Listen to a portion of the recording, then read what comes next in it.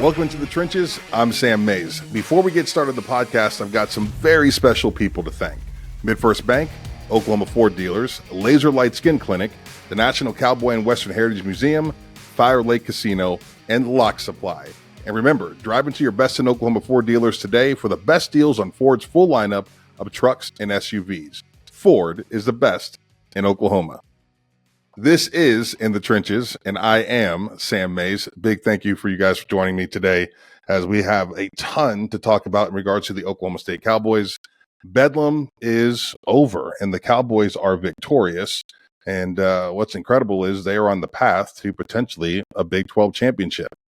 Anybody watching this team in the first 4 games of the season would have never guessed Oklahoma State would find themselves in this position, including myself, watching South Alabama beat them in the worst loss in 20 years at home. Then you go up to Ames, Iowa, you get beat up by the Cyclones there on the road. And then there's just been this stretch of improvement game after game after game. Get to last weekend. It's Oklahoma State, it's Oklahoma, it's the final Bedlam game in Stillwater, Oklahoma. The crowd was bigger and better than it's ever been in Stillwater. The atmosphere was everything that you love about college football. The bands, the fans, the cheerleaders, the food. It was just this iconic vision of what this great game is. If you're a college football fan in Stillwater last weekend, everything that you love about college football was there, was present, including a fan base that is extremely educated, and they absolutely understood the assignment in regards to being loud, crazy, boisterous, doing all the chants, the cheers. Oklahoma struggled in the conditions in Boone Pickens on Saturday. So unbelievable performance by the Oklahoma State faithful. And I was so happy that my fiance and I were able to get up there and check it out, take it all in. Obviously, I've got a couple of Bedlam wins underneath my belt. So to see another one in Stillwater for the final game was pretty amazing. And I didn't know that I was going to feel as emotional about it as I did, but it was awesome to watch the Cowboys go to work. You know, I've got to mention, I'll say this.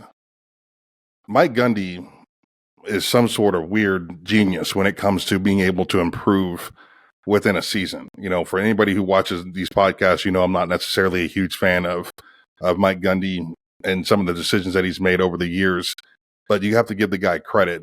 What he's done has been masterful. Like, you're talking potential coach of the year candidate. And I'm not talking about just in this conference. I'm talking across the board in the country. Going from the start that he had to where he's at now was incredible. And we look at the rest of the schedule, UCF, Houston, BYU, you know, those are games that Oklahoma State should win. There's no question about it. But I do wonder, you know, the post-Bedlam mindset. You're riding high. Things are going well. Your team is getting better. Ollie Gordon's on the Heisman watch list. Alan Bowman potentially had his best game of the season. You know, like I said, you look at the rest of the schedule and there's no juggernaut there. Is it enough to keep this team focused? Right? That's the question. I saw some people upset on social media about UCF being a 2.5-point dog to Oklahoma State. Like, why aren't the Cowboys favored more than that? And, you know, the reality of the situation is Oklahoma State's got statistically the worst defense in the league. Right? I mean, literally, by total defense, it's the worst one in the league. They gave up 492 yards last weekend to the Sooners in a game where, you know, they ended up finding a way to get it done, finding a way to win, but it's not like they necessarily stopped them a bunch. They made a bunch of key plays. Oklahoma also turned the ball over at least twice on their own to Oklahoma State. It was just a weird game, weird dynamic. And you wonder if there's this false sense of confidence defensively coming into these remaining games against a UCF who offensively, those dudes have put up some yards, right? Their quarterback is back, John Plumlee. They got a good little tailback there, and RJ Harvey that does a great job, who's got having a 900-yard season. I mean, they've got some dudes that can absolutely handle the rock and do some things in space.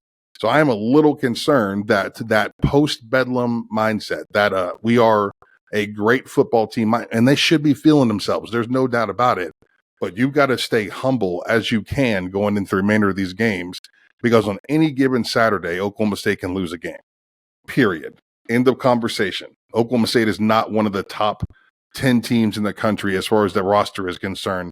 How they win games is great team football, being opportunistic when they can, take advantage of your opponent's mistakes, and obviously don't have any mistakes on your own end. And I feel like they've been playing pretty penalty-free football in regards to what you're seeing around the country. So it'll be extremely important for Oklahoma State to keep that post-Bedlam mindset focused down the road on the big picture, making sure that you are getting those mental reps and preparing the way that you would prepare for Bedlam each and every week, no matter if it's UCF, Houston, or BYU you're looking at.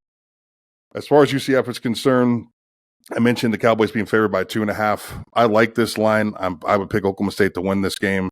I think Ollie Gordon is going to bounce his head off the goalpost about 5 times in this game. UCF has got one of the worst run defenses in the league. I can't imagine that they will be able to keep up with Oklahoma State in the scoring department. I think the first team, the 45, probably gets this thing done.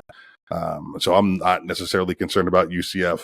You got to give John Plumlee some credit. You know, obviously he's had a bit of a weird season, some injuries and some things that went on that kind of kept him from being on the field and really gathering himself to this point in the season. But I think each performance he gets a little better and better. And I would tell you, outside of Oklahoma last week, the Sooners or the Cowboys secondary really has been taken advantage of as far as the deep ball is concerned. I think Plumlee can throw it. So I think this is a high scoring game. I don't know what the over under is, but if I had to guess, you know, I would, if it was 73 or 74, I would pick the over still. I think there's going to be a ton of points scored in this one, but I do like the Cowboys. Alan Bowman. I cannot stress to you how magnificent his performance was on Saturday. That kid has got an odd throwing motion.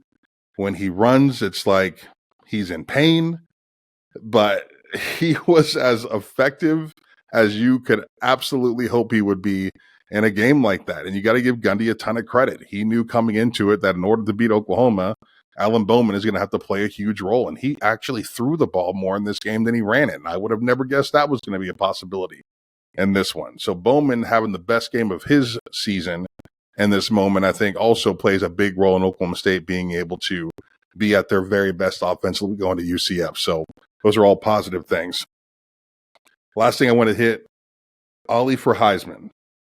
Going into the last weekend, I would have told you that it was too late to have this conversation, right? The last running back that won a Heisman Trophy was Derrick Henry, who had a stat line that was from Mars, 1,986 yards and 23 touchdowns, won Derrick Henry his Heisman. When you look at where Ollie Gordon's at right now, 1,224 yards, 12 touchdowns, 3 games left. Now you have to think, Ollie also did it and essentially without playing at all. I mean, he had 18 carries in the first 3 games, I think just over 100 yards in the first 3 games.